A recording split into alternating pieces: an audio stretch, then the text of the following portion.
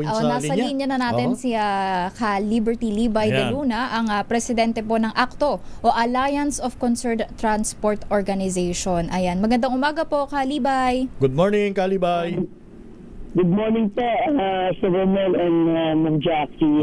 Luzon, Visayas, Mindanao po. Ayoko sanang itanong ito, Kalibay, pero just the same, itatanong ko na rin. Kaya pa ba ng transport sector, Kalibay? Kaya pa ba? Medyo kinakaya lang po, pero totoo lang po. Talagang malapit pa po kami mamatay ang sektor ng hanay ng transport. Sa inyo pong pagtaya, Kalibay, dito tayo sa Metro Manila, mga ilang porsyento na lang ang bumabiyahe na pampasaherong jeep. Siguro konti-konti na lang po talaga to at malungkot man sabihin talagang kinakaya lang po namin Sir Romel at sa totoo lang talagang bago po sa buhay at sa hanay ng transport sector itong fuel crisis natin sa Pilipinas. Pwede ba nating masabi na halos 50% na mga jeepney? 60% nandun 70 na eh. Nako. Talagang hirap na po kami dahil ang kinikita ng ating mga tsuper, ang ating mga traditional na mga sasakyan at ating mga modernized, pero nasa 200 na lang. Nako. Minsan 400 kasama na po yung ating mga dito, konduktor. At ganun din naman sa ating mga traditional jeep, UV, talagang hirap na hirap po. Jackie. Yung ito po kasi ang gobyerno ay naglabas po na magpapatupad po nung tinatawag na service contracting program po para po sa mga PUV, sa mga jeepney po. Ano po ba yung inyong reaksyon dito? Dahil ang sabi po, babayaran ng gobyerno ang mga operator at driver ng 40 pesos hanggang 100 pesos kada kilometro. Bukod pa po ito sa kikitain nila na pamasahe mula po sa mga pasahero. Ano po ba yung inyong reaksyon nung ito po ay inilabas?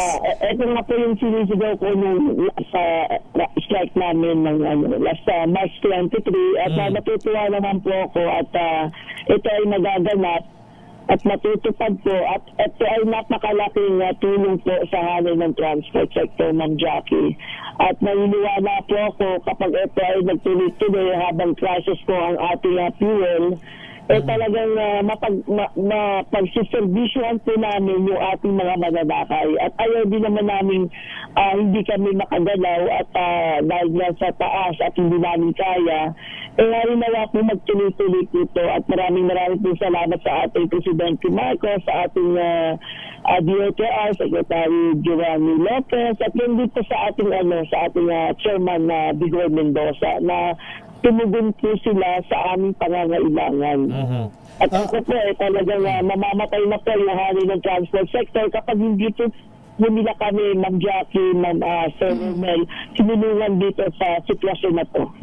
Kalibay, batay po sa monitoring ng inyong grupo, ang ACTO, yung pong mga jeepney driver na napilitang hindi na pumasada, ano po ang karaniwan nilang alternatibo para makatawid ng gutom batay po sa monitoring ng inyong samahan? For the meantime po, Sir Romel, nag-uwian nila yung iba sa kanilang mga probinsya. For the meantime, magtatanim na muna sila daw ng kalay o gulay kasi hindi po nila alam kung gaano katagal pa itong crisis na to. Para naman may pantawid sila sa kanilang mga sigura, sa kanilang mga pamilya. Siyempre, Sir Romel, may mga anak din po kami na pinag-aaral, pinakakain, at ganun din po talaga na parang mas makulit na ito sa pandemic 19 Yung pandemic 19, sakit. Pero ngayon po talaga, mas masakit ang mga ulo namin, lalo-lalo na po doon sa moratorium na hinihingi ko po para doon sa mga nakautang na sa mga public bangko, kagaya ng Land Bank, DBP, at ganoon din po Sir Romel at Ma'am Jackie, doon sa mga private bank, na sana magkaroon po kami ng agreement dito ang ating gobyerno, ang ating DOTR, ang ating LTFRB, na sana kahit bulang muna ang bayaran, wag na muna po yung kabuuan ng amortization namin. I understand, Kaliba, yung iba sa mga jeepney driver na ayaw nang pumasada, napipilitang pumasok sa construction. Yes po, may construction din po. Pero kung kakayanin po mga kabilang katawan, at alam niyo naman po Sir Romel, Ma'am Jackie, ang construction po ay talagang sasakit po ang buong katawan mo yan bago sa sumweldo.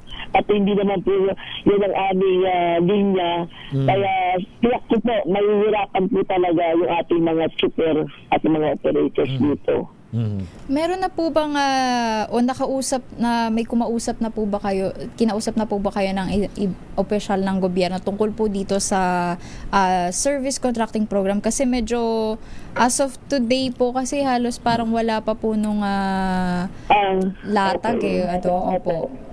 Yes ma'am, nagtatawag na po sila sa mga korporasyon, cooperatives na mag-submit na ng papeles kasi mag-start na po sa itong March 14 or March 15. Sabi naman ng ating LTO Public Chairman Bigo dahil nung nag-question kami nung nakaraang 8, March April 8, yun pa sabi niya.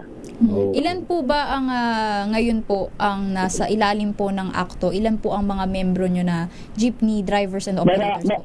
Marami po yan kahit naman yun, alam niyo pong nasa 300 o 400 plus yan. Kasama na po yung ang mga multicab, UB, jeepney at yung ating mga may member kayong mga taxi rin kasi ma'am saka itong mga tricycle na sa ibang mga regional at sa Metro Manila may mga member din pong akto kasi po ang akto po ma'am Sir Romel, wala po kaming membership at wala kaming butaw na hinihingi sa mga membro. Pero nagwatak-watak po kasi dahil may mga sarili na tayo sila po ay may mga sariling identity na cooperative office the president, and then ito yung ating mga SEC naman, mga korporasyon na po sila. Although, kapag may mga problema po sila, tumatawag po sa akin at nagpapatulong kung ano yung dapat gawin. Pero sa ganitong pagkakataon na Kalibay, siguro mas mainam isang tabi muna natin yung pagkakaiba sa hanay ng transportation sector. Tama po yan. Tama po yan. Kaya sinasabi ko rin po at nananawagan po ako sa ating mga operators nationwide, active man o hindi, sa Ma'am Jackie, na sana babaan po nila muna ang kanilang mga boundary ng mga sasakyan nila dahil para magsalubong din sa gitna ang ating drivers at ang ating operators kasi po ang ating mga drivers sila po yung nagbabayad ng boundary sa mga operators. Pangalawa, sila rin po yung luministar at gumagastos ng mga diesel para din sa mga sasakyan. Yung iba kita naman ng mga operators natin yung boundary lang. Yung iba Kalibay dahil ayaw nang pumasada nung chopper, yung mismo operator na lang ang pumapasada. Yes po, nangyayari yan, hindi ba?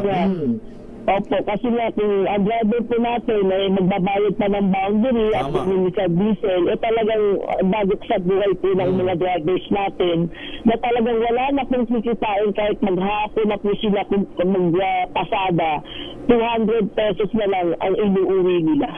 Okay. Maraming salamat Kalibay De Luna ng Alliance of Concerned Transport Organization. Good morning. Good morning po sa Romel and Jackie. God bless you po. Salamat po sa pag-imbitasyon niyo sa akin dito sa inyong palatuntunan. Dito sa Visayas Mindanao. Okay. Ayan, ang inyo napakinggan ang presidente po ng ng grupong akto.